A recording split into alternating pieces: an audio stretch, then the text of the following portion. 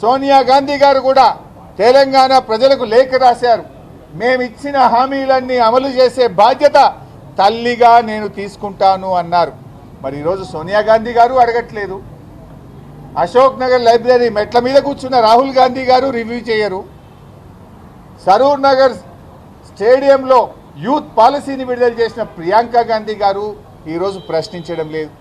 మొత్తంగా గాంధీ కుటుంబం, సోనియా గాంధీ గారు, ప్రియాంక గాంధీ గారు, రాహుల్ గాంధీ గారు నిరుద్యోగ యువకులను ఈరోజు దారుణంగా మోసం చేశారు. ఇలా తెలంగాణ సమాజం మిమ్మల్ని ప్రశ్నిస్తుంది.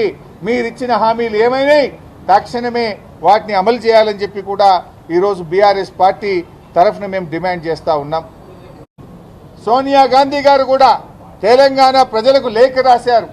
మేమిచ్చిన హామీలన్నీ అమలు చేసే బాధ్యత తల్లిగా నేను తీసుకుంటాను అన్నారు. మరి ఈరోజు సోనియా గాంధీ గారు అడగట్లేదు.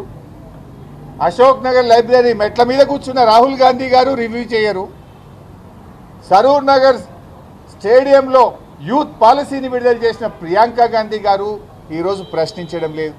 మొత్తంగా గాంధీ కుటుంబం, సోనియా గాంధీ గారు, ప్రియాంక గాంధీ గారు, రాహుల్ గాంధీ గారు నిరుద్యోగ యువకులను ఈరోజు దారుణంగా మోసం చేశారు.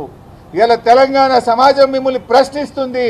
మీరిచ్చిన హామీలు ఏమైనాయి, తక్షణమే వాటిని అమలు చేయాలని చెప్పి కూడా ఈరోజు బీఆర్ఎస్ పార్టీ తరఫున మేము డిమాండ్ చేస్తూ ఉన్నాం.